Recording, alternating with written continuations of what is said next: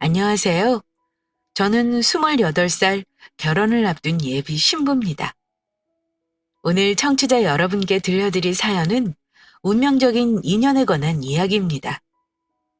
여러분은 지나간 인연 중 기억에 남는 사람이 있나요? 제가 아는 한 사람은 잊지 못한 소중한 인연을 가슴에 품고 사십니다.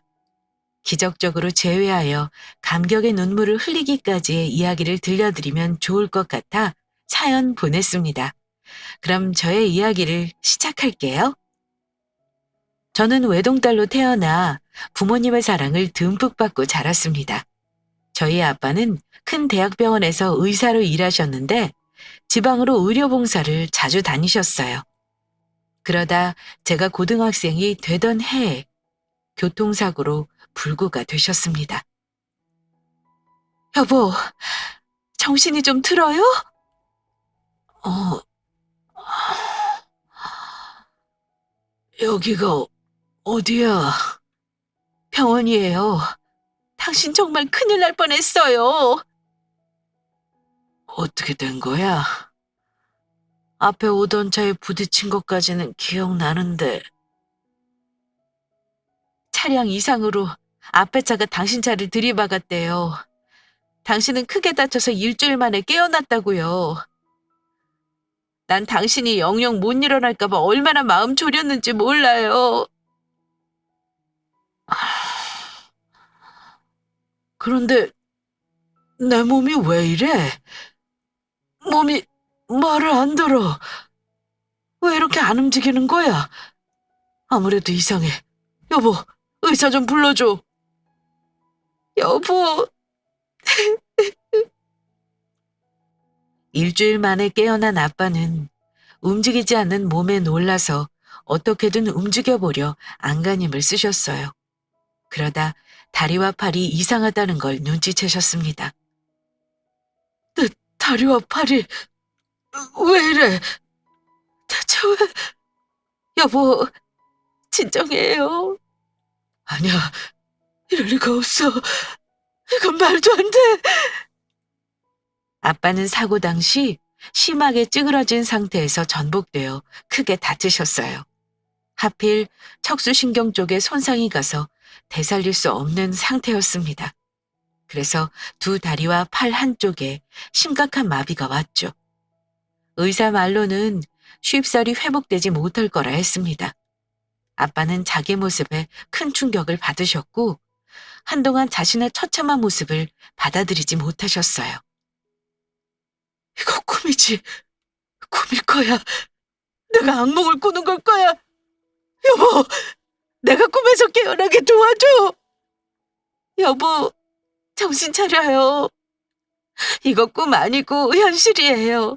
아니야, 이건 다 꿈이야. 내가 만들어낸 잘못된 어상이라고.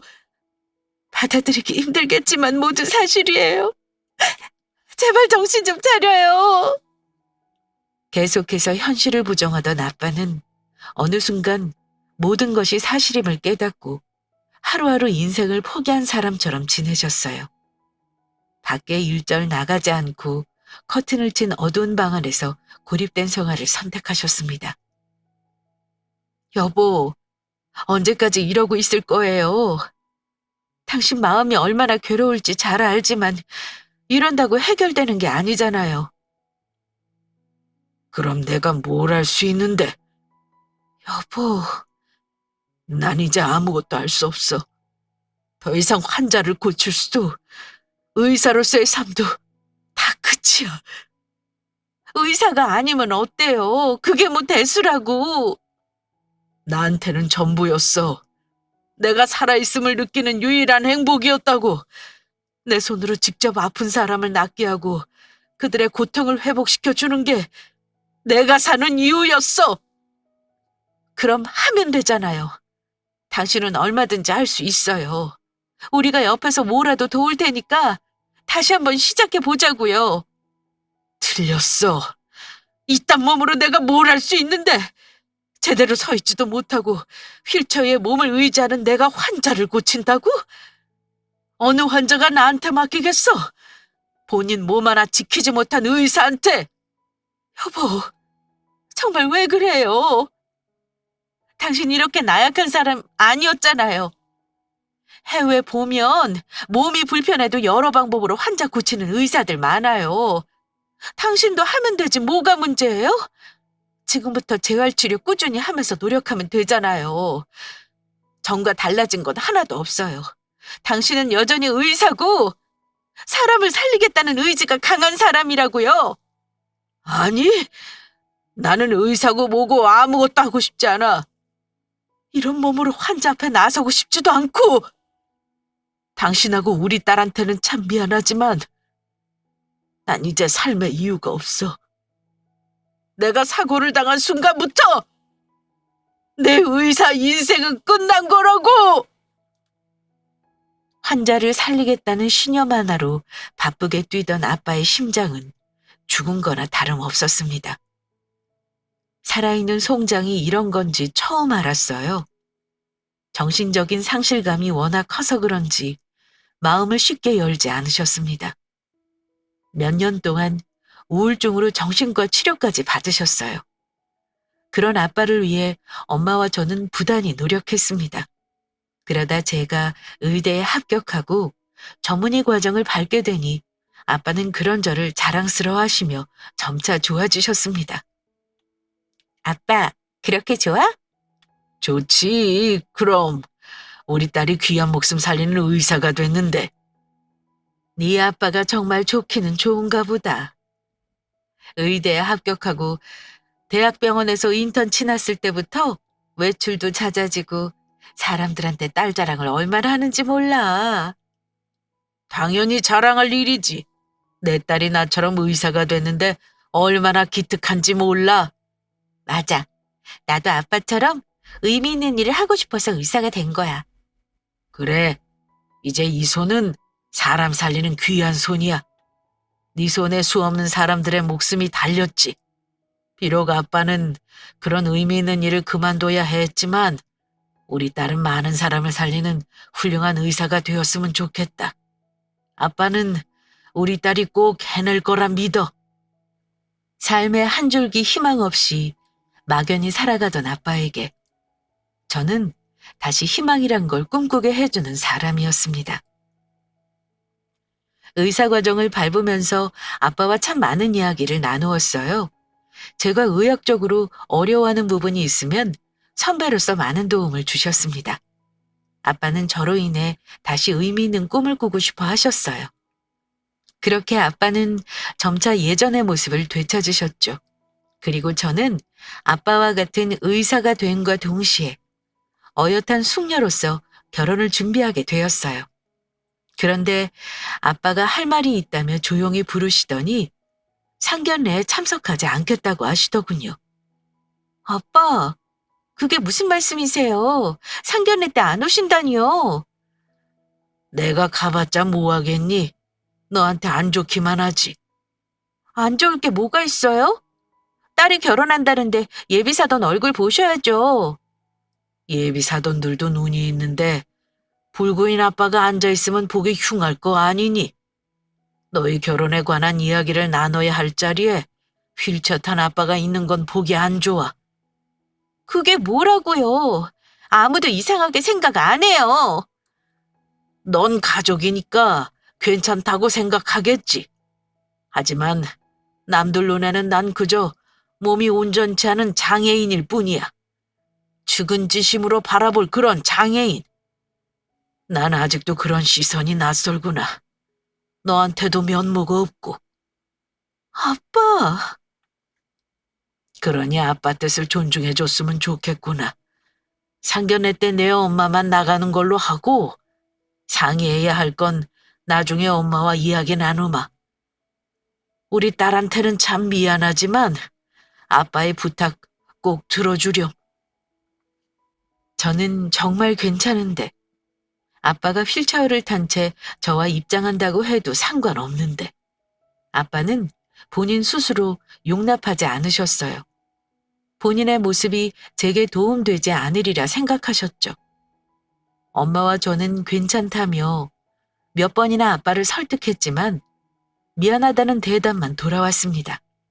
아빠는 본인 뜻을 존중해달라며 호소하셨고 하는 수 없이 그 뜻을 받아들여야 했어요. 그리고 이 사실을 예비 시부모님께 전했습니다. 그런데 예비 시모는 뜻밖의 반응을 내보이셨어요. 뭐 정 그러시다면 그렇게 하시게 하렴. 안 그래도 조금 신경 쓰이긴 했어. 네? 내가 지금은 멀쩡해 보이지만 나도 한때 크게 아픈 적이 있었어. 크게 사고 나서 사네 못 사네 할 때가 있었지. 그때 내 꼴이 어땠는 줄 아니? 사람인지 시체인지 모를 정도로 깡말라서 도저히 못 봐줄 수준이었어. 그래서 예비 사돈 마음이 이해돼. 나라도 휠체어 탄 내 모습 중요한 자리에 내보이기 싫을 것 같아. 그러니 너희 아버지 뜻 다 이해한다. 그리고 결혼식 때 말이야. 그때도 참석하시지 않는 게 좋겠구나. 사돈 자리가 비어 있어도 남들이야 무슨 사정이 있겠지 하고 생각할 거야. 어머니, 그게 무슨 결혼식 때 저희 아버지 보고 오지 말란 말씀이신가요? 오지 말라는 게 아니라 한번 생각해 보라는 거야. 상견례 때도 모습 내보이길 꺼리시는데 사람 많은 결혼식장은 다르겠니? 다 사돈과 너희들을 위해서 하는 말이야. 아무리 그래도 그건 아니죠. 그래도 하나뿐인 딸이 결혼하는데 아빠가 참석 안 하실 리 없잖아요. 혹시 휠체어 탄 아빠 모습이 부끄러우신 건가요? 그렇다기보다는 남들 시선이 신경 쓰이는 거야. 막말로 우리야 그렇구나 싶어도 남들은 우리와 같은 시선으로 보겠니? 그걸 사돈이 견디실 수 있겠어? 아무리 장애인 보는 시선이 좋아졌다고 해도 여전히 장애인한테 불편한 시선이 따르는 법이야. 넌 네 결혼식인데 여러 사람 시선 안 중요하니? 그게 무슨 상관이라고요? 저는 하나도 의식 안 해요. 설사 아빠를 불편하게 보더라도 제 결혼식이고 제 아빠세요. 딸이 결혼하는데 부모가 당연히 와야죠. 몸이 불편한 사람은 결혼식에 오지 말란 법이 있는 것도 아닌데 상관하지 않아도 될 시선을 미리 의식하는 건 아닌가 싶네요. 아유, 그래. 이왕 말이 나왔으니 이야기할게. 호상은 시어머니 노릇을 하는 것도 못하겠다. 체면이고 뭐고 사실대로 말하는 게 낫지. 우리 아들이 좋다고 해서 허락하는 결혼이지만 솔직히 장애 있는 사돈 난 달갑지 않다. 우리 집안이 뭐가 아쉬워서 장애 있는 네 아빠와 사돈을 맺어야 하니? 지금 내 마음이 얼마나 심란한지 네가 알기나 해? 다 큰 자식 혼내서 결혼 못하게 말릴 수도 없고 아쉬운 대로 너 하나 보고 결혼 허락하는 거야. 의사란 네 직업이 마음에 들어서. 집안에 의사 하나쯤은 있으면 좋으니 허락했어. 하지만 장애 있는 사돈은 아니지. 결혼식장에 오만 사람들이 다 올 텐데 우리 체면도 생각해줘야 하는 거 아니니? 어머니, 말씀이 너무 심하시네요. 장애가 체면을 상하게 하는 이유가 되나요? 그래, 네 마음 다 알아. 장애가 있어도 네 아빠니 이런 소리 듣기 싫겠지. 하지만 우리 처지도 이해는 해줘야 해. 나라고 좋아서 이런 소리 하겠니? 입장 바꿔서 생각해봐. 우리 집안 어디 가서 무시당하는 수준 아니야. 우리 아들과 선보겠다는 집안이 한둘인 줄 아니? 너도 알잖아. 네 시아버지가 하시는 사업이 얼마나 큰지. 이렇게 잘 살면 수준 맞는 사돈과 연 맺고 싶은 게 당연한 거야. 우리가 왜 장애 있는 사돈을 맞이하면서까지 이 결혼을 허락해야 하니? 하지만 우린 그거 다 포기하고 너 하나만 보고 결정한 결혼이고. 내 말 무슨 뜻인지 알겠지? 결혼 허락한 이상 더 이상 이런 이야기 하지 않겠다만 결혼식 때 사돈은 되도록 안 오시는 쪽으로 방향 잡아줬으면 좋겠구나. 사돈 안 오시니 상견례는 간소하게 진행하고. 참, 오늘 우리가 나눈 이야기는 아들이 몰랐으면 좋겠어. 알아서 좋을 거 없잖니? 고상하고 인자하게만 느껴졌던 예비 시모가 이런 말씀을 하실 줄 상상도 못했습니다. 저는 생각도 못한 말을 듣고 무거워진 마음으로 예비 시댁을 나왔어요. 그리고 한참을 생각했습니다. 예비 시모는 남자친구가 몰랐으면 한다지만 제 딴에는 꼭 알아야 한다고 생각했어요. 그래서 남자친구를 만나 오늘 일을 의논했습니다. 어머님이 자기한테는 비밀로 하라고 하셨지만 난 자기도 알아야 한다고 생각해. 우리 결혼이고 우리가 결정해야 하는 문제니까. 당연하지. 이야기 잘했어. 그나저나 우리 엄마가 하면 안 될 말씀을 하셨네. 내가 대신 사과할게. 별로 안 놀라네? 이 말 듣고 놀라야 하는 게 정상인데 자기 알고 있었구나? 음, 결혼 허락받기까지 반대가 조금 있으셨어. 왜 진작 말하지 않았어? 난 그런 줄도 모르고. 말해봤자 좋은 거 없잖아. 자기만 속상할 뿐이지. 이제 뭘 어떻게 해야 할지 모르겠어. 난 어머님 말씀대로 할 생각 전혀 없는데 어머님 아버님은 그걸 바라시니 고민스러워. 자기는 내가 어떻게 했으면 좋겠어? 어머님 아버님 생각과 같아? 그럴 리가. 난 부모님과 같은 생각이 아니야. 자기 아버지고 내 장인어른이신데 당연히 참석하셔야지. 우리만 그렇게 생각하면 뭐해. 정작 어머님하고 아버님은 그렇게 생각 안 하시는데. 내가 해결할게. 자기가? 어떻게? 그랬다간 나만 더 미움받겠어. 자기한테 비밀로 하라고 하셨는데 다 잃은 꼴이잖아. 결혼식 때 장인어른 참석 안 하신다는 말 듣고 내가 반대했다고 하면 되지. 돌아가신 것도 아니고 멀쩡히 살아계시는데 왜 참석을 안 하시냐고. 내가 어떻게든 장인어른 설득해본다고 했다 해. 부모님 내 고집 잘 아시니까 더 말씀 못 하실 거야. 혹시라도 나중에 따로 불러내시거든 바쁘다고 피해. 만나야겠거든 나 꼭 데리고 가고. 괜찮을까? 어머님 되게 싫어하시는 것 같았는데. 걱정 마. 이렇게 든든한 서방이 딱 지키고 있는데 무슨 걱정이야? 그러니까 장인어른 꼭 모시고 결혼식 올리자. 딸이 결혼하는데 와서 축하해 주셔야지. 다행히 남자친구는 예비 시부모님과 생각이 달랐습니다. 오히려 걱정이 난무하는 상황에 저를 든든히 지켜주었어요. 저는 그런 남자친구를 믿고 아빠에게 별다른 내색하지 않았습니다. 그랬더니 며칠 후 예비 시모에게 전화가 걸려왔어요. 바쁘니? 네, 잠시 통화는 괜찮아요. 무슨 일로 전화하셨어요? 결혼식 관련해서 이야기할 게 있어. 좀 봤으면 하는데 어떠니? 죄송해서 어쩌죠? 제가 요즘 병원 일이 바빠서요. 지금도 곧 있으면 수술 들어가야 해요. 그러니? 그럼 하는 수 없이 전화로 짧게 이야기하마. 인성이가 그러더라. 결혼식 때 장인어른 꼭 참석하도록 설득한다고. 아, 네. 저한테도 그렇게 말하더라고요. 네가 확실하게 선 그어서 말해줄 순 없니? 이제 머리 컸다고 부모 말은 귓등으로도 안 듣는구나. 저도 어렵다고 이야기했는데 계속해서 설득해보겠다고 하네요. 장인어른 장애 있다고 여러 사람한테 다 보여주고 싶은가 보다. 부모 속도 모르고.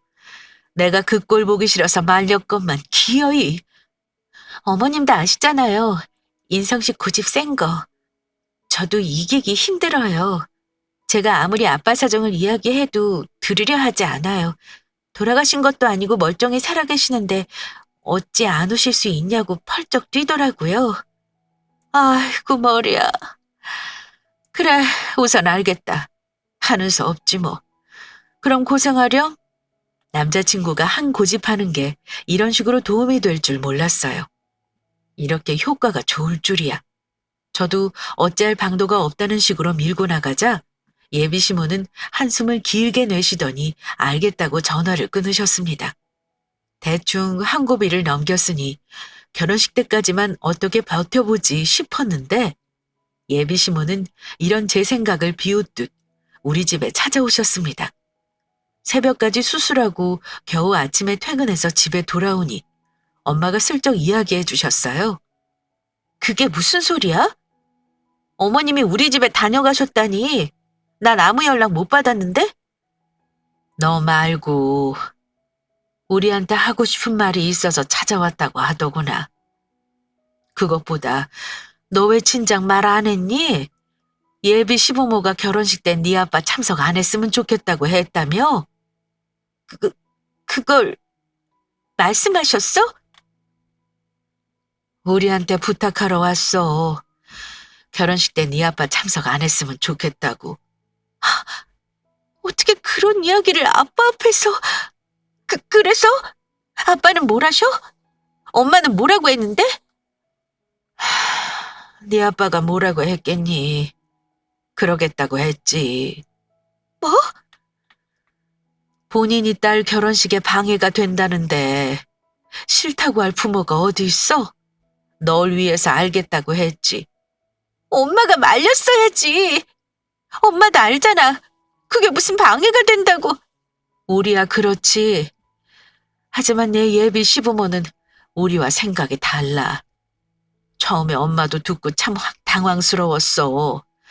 이렇게 찾아와서 부탁까지 해야 하나 싶더라. 그러게 엄마한테 진작 눈치 주지 그랬어. 그랬으면 네 아빠 못 듣게 막았을 텐데. 미안해. 나도 어머님이 이렇게까지 하실 줄 몰랐어. 아빠 많이 속상해 하시지. 혹시 어머님이 선 넘은 말한 건 없어? 이렇게 찾아와서 그런 부탁하는 것부터가 이미 선 넘은 거 아니니? 사람 좋게 봤더니 고상한 척하면서 할 말 다 하더라. 뭐라고 하셨는데? 대단한 집안에서 결혼 허락했으면 우리도 어느 정도 양보해야 한다고. 결혼식 날 장에 있는 네 아빠 휠체어 끌고 꼭 입장해야 되냐면서. 본인들 체면도 있으니 오지 말고 마음으로 축하해 주는 게 좋을 것 같다고 했어. 행여라도 아들이 오시라고 난리쳐도 눈치껏 빠져달라고. 정말 그렇게 말씀하셨다고? 엄마의 말을 듣고 저는 두 다리에 힘이 풀려 주저앉았습니다. 그리고 이 말을 들은 아빠의 마음은 어땠을까 생각하며 한없이 눈물만 흘렸어요. 정말 너무하다. 자식이 결혼하는데 장애가 있다고 오지 말라니. 그깟 체면이 뭐라고. 네 아빠 딱해서 어쩌니?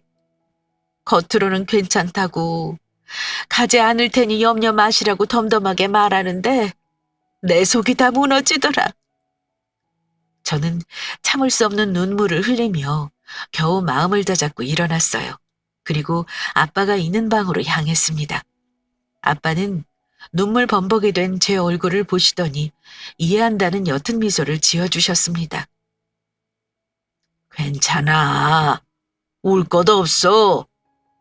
아빠, 미안해요. 결혼이 뭐라고 아빠한테 상처까지 드리면서 그런 소리 듣게 해드려서 정말 죄송해요. 그래. 솔직히 그 말 들었을 때 마음이 참 먹먹해지더라. 다 내 잘못이지. 내가 미처 그 생각을 못했어. 상견례뿐만 아니라 결혼식장도 안 간다고 미리 말했어야 하는데 꼴이 이런 못난 아빠라도 우리 딸 웨딩드레스 입은 모습 보고 싶었나 보다. 아무리 우리 딸 손잡고 식장 들어가고 싶어도 휠체어 끌고 들어가는 건 보기 안 좋지. 결혼식 날 아빠가 옆에 없어도 우리 딸 잘할 수 있지?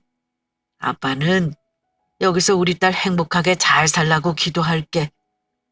혹시라도 아빠한테 미안해 하지 마. 우리 딸 잘못한 거 하나 없으니까. 다 못난 아빠 잘못이야. 그런 게 어딨어? 아빠가 뭘 잘못했는데. 나 아빠 없이 결혼식 안 해. 아빠 딸이 결혼하는데 와서 축하해줘야지.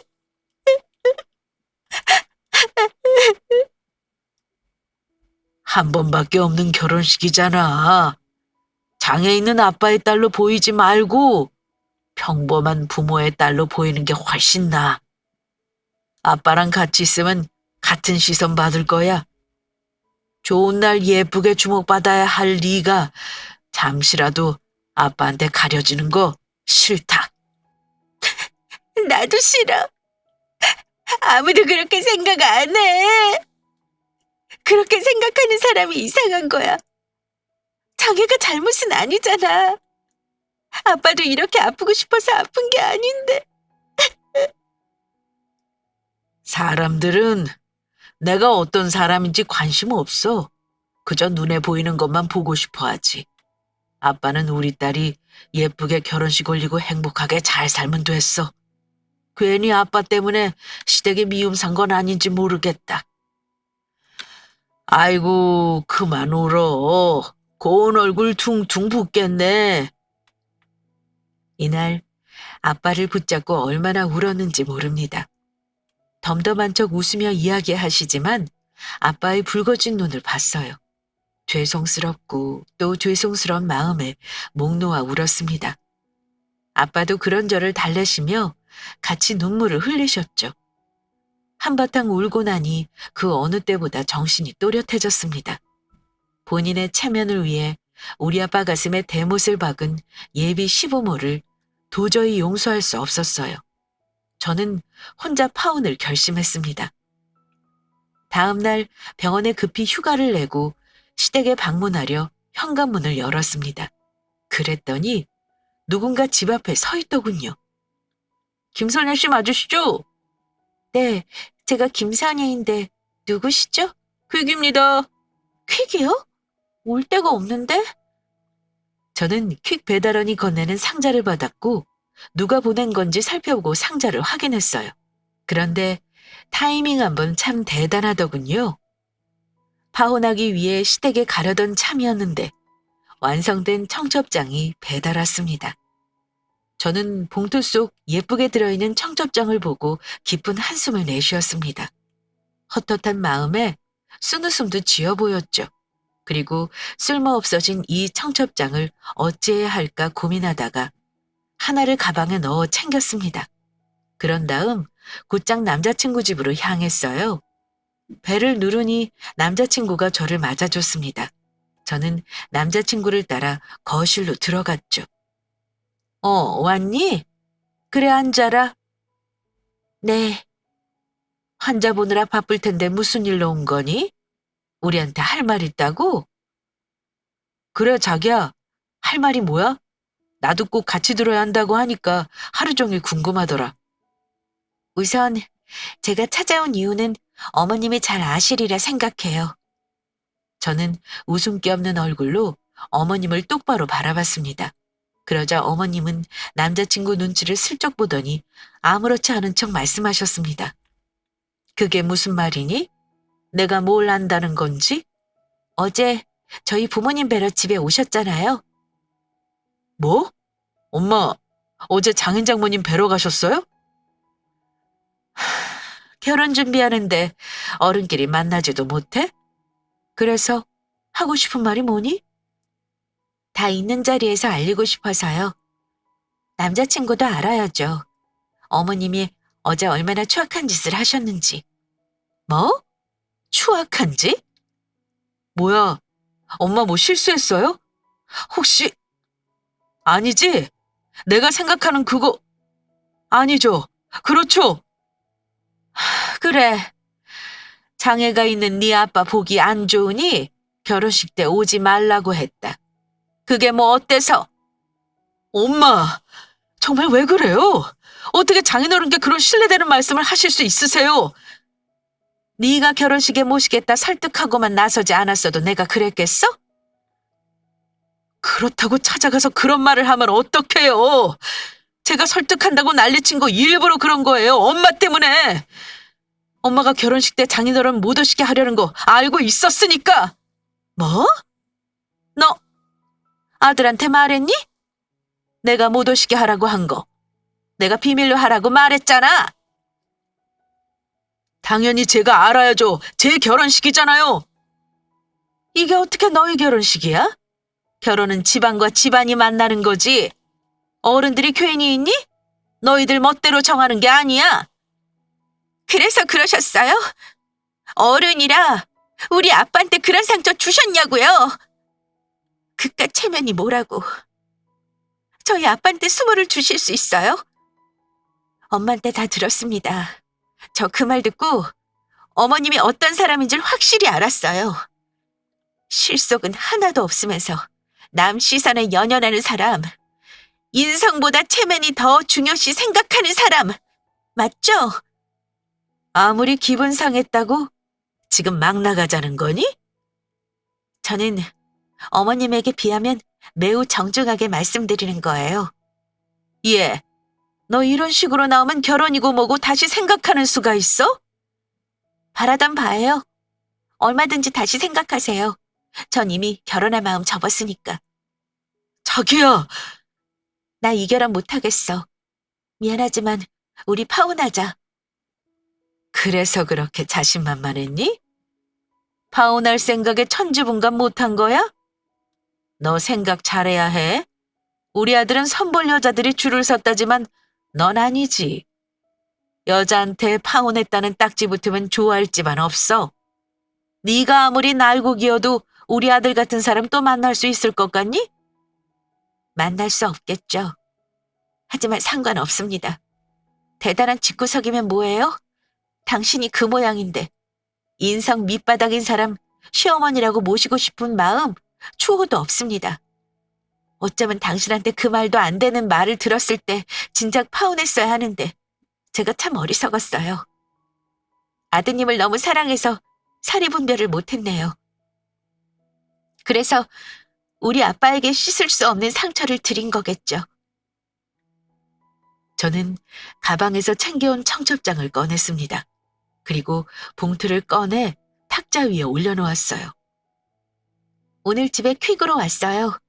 파혼하는 마당에 기념으로 하나 가지세요.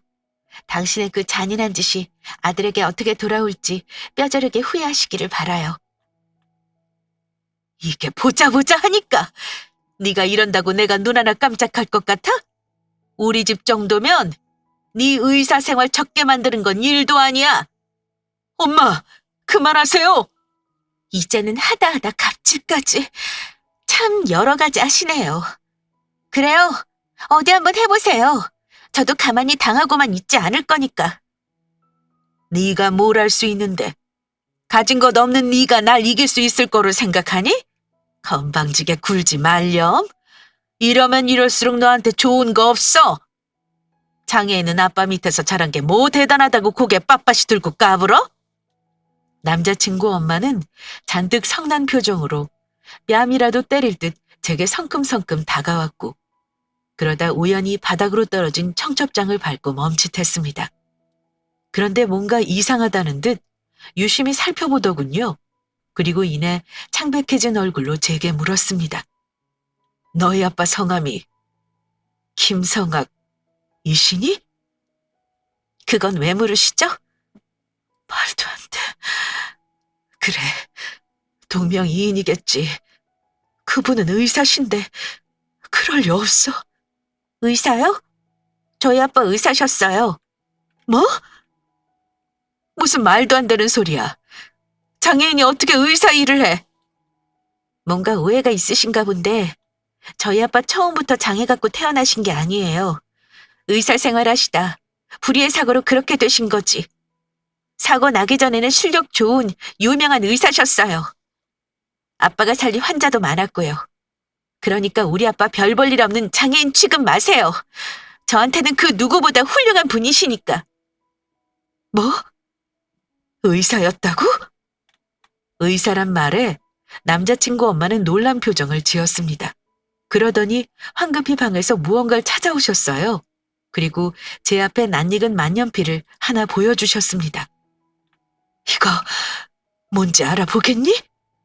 이건 아빠 건데. 저는 어머님 손에 들려있던 만년필을 잡아서 이리저리 돌려보며 살펴봤습니다. 그리고 아빠의 이름이 적혀진 이니셜이 보였어요. 이거 아빠 이니셜 맞아요. 아빠 만년필이 확실해요. 그런데 이걸 왜 어머님이 가지고 계세요?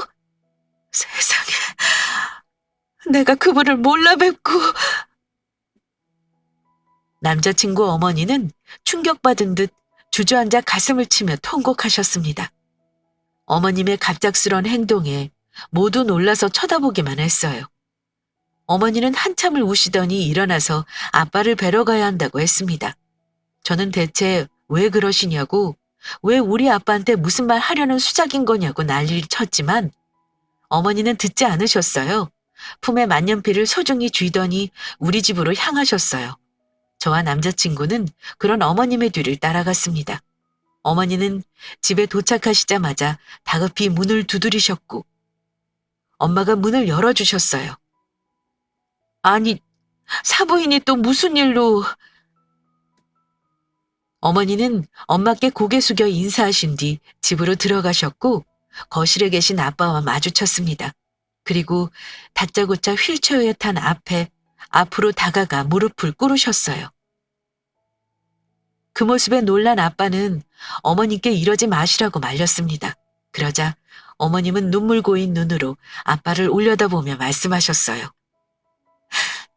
선생님, 김성학 선생님 맞으시죠? 네? 저 모르시겠어요? 저예요. 선생님께서 살려주셨잖아요.